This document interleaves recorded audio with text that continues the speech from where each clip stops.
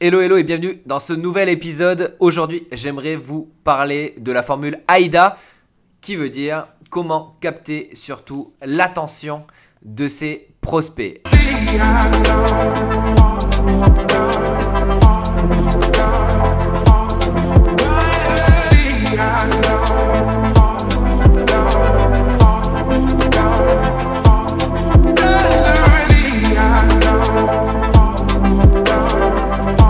Alors, il ne s'agit que de la première étape de la formule et pourtant c'est une des plus importantes. Vous savez qu'aujourd'hui, le contenu c'est une chose, les publicités c'est une chose. Tout est bien pour créer du contenu et attirer des clients potentiels vers son activité. Mais par contre, il y a une chose aussi qui est hyper importante, c'est l'attention. Aujourd'hui, si vous maîtrisez l'art de capter l'attention de votre audience, vous maîtrisez le web, vous maîtrisez la communication.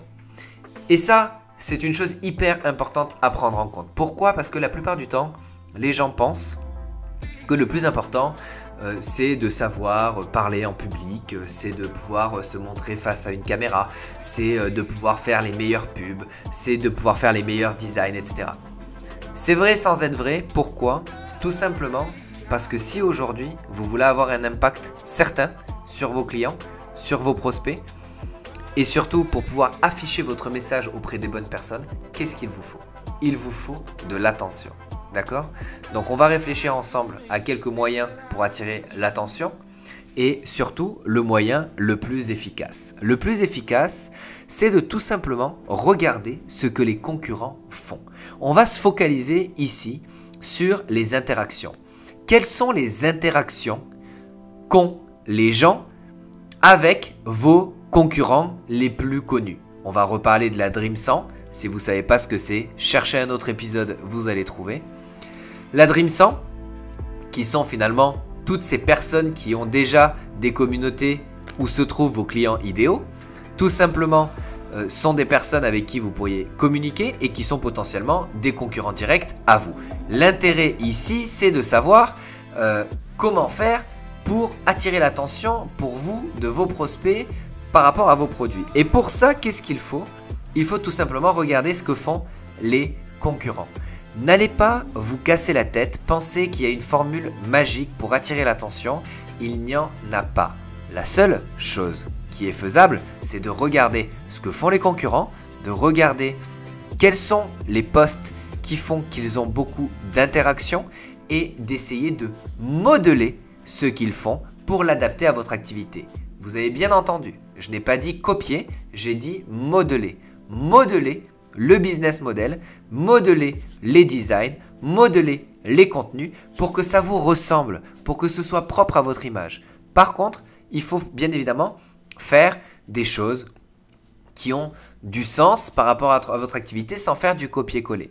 D'ailleurs, c'est très fréquent que je retrouve par exemple des publicités en ligne où les gens ont clairement fait un copier-coller. Ils ont pris l'idée du concurrent qui avait beaucoup de commentaires et ils ont copié-collé. Sauf que le problème, c'est que l'audience à qui ils affichent ce genre de publicité sont une audience qui ont aussi accès à la publicité du concurrent. Donc du coup, on voit très clairement que c'est du copier-coller, ça décrédibilise et donc du coup, ça donne moins envie d'en savoir plus. Donc, du coup, l'idée, c'est de tout simplement pas faire du copier-coller, mais bien évidemment de modeler.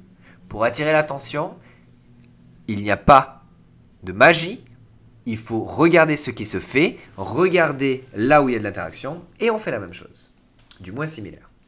Ça, c'est l'étape numéro 1. La deuxième chose que vous pouvez faire aussi pour augmenter l'attention, pour attirer l'attention, c'est de tout simplement tester de nouvelles choses que vous considérez potentiellement pertinentes. Pour ça, qu'est-ce qu'il faut faire? Là, on ne s'adresse plus aux concurrents, on s'adresse à vous. Posez-vous la question de qu'est-ce qui fait que moi dans mon quotidien, je m'arrête ou non sur une publication? Quelles sont les publications que je vais lire? Quelles sont les publications que je ne lis pas? Quelles sont les images qui m'arrêtent? Quelles sont les images qui ne m'arrêtent pas? Quelles sont les vidéos qui m'arrêtent? En l'occurrence, les 3 premières secondes. quelles sont les vidéos qui ne m'arrêtent pas? Est-ce qu'il y a du son? Est-ce qu'il n'y a pas de son?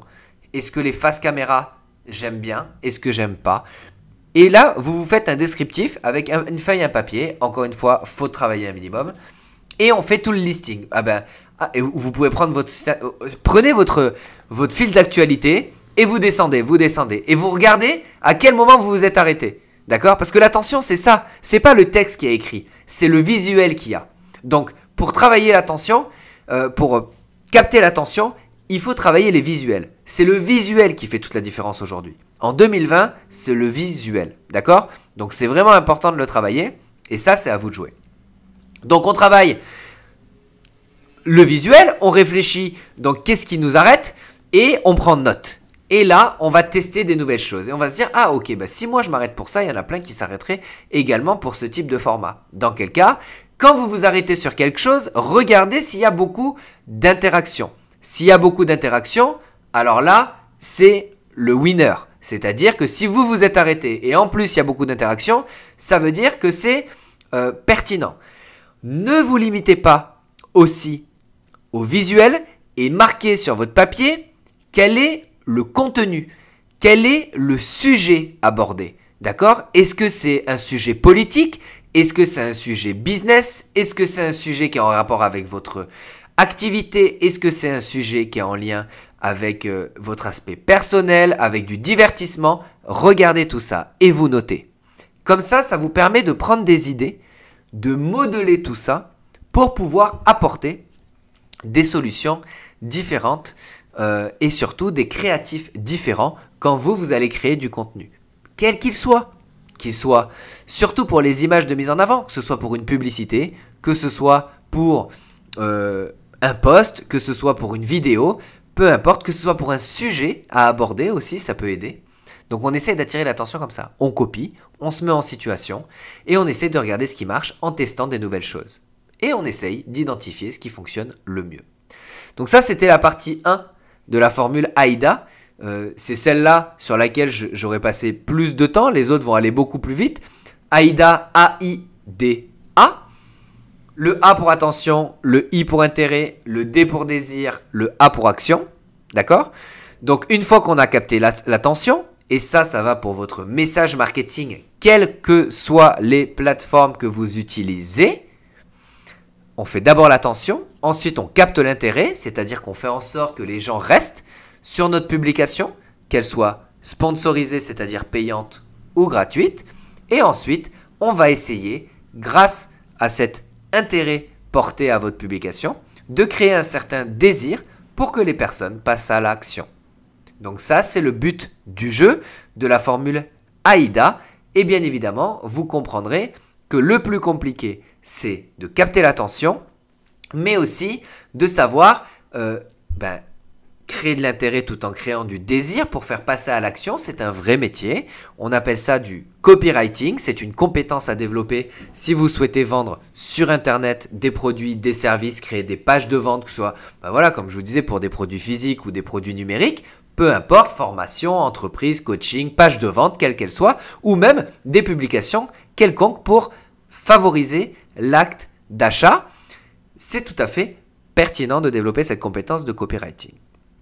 Maintenant que vous connaissez cette formule et vous en avez déjà entendu parler, au moins maintenant, vous avez un travail à faire et vous savez qu'est-ce que vous pouvez faire pour commencer à créer du contenu qui est attractif, qui capte l'attention de votre audience pour pouvoir potentiellement ensuite les convertir en une audience que vous possédez. Une audience que vous possédez, je le rappelle, c'est une audience qui vous a fourni son adresse email pour pouvoir ensuite communiquer avec vous, ou du moins que vous puissiez communiquer avec elle. J'espère que cet épisode vous a plu. J'irai pas plus loin sur ce sujet-là. Maintenant, vous vous mettez au boulot et on se retrouve dans un prochain épisode. Bye bye. Merci d'avoir regardé cette vidéo jusqu'au bout. J'espère que vous avez appris de nombreuses choses à appliquer directement dans votre activité pour pouvoir augmenter votre acquisition de trafic et bien évidemment le nombre de vos clients. C'est le but de cette chaîne. Si ça vous a plu, likez cette vidéo, abonnez-vous à la chaîne YouTube et on se retrouve tout simplement dans un prochain épisode. Merci.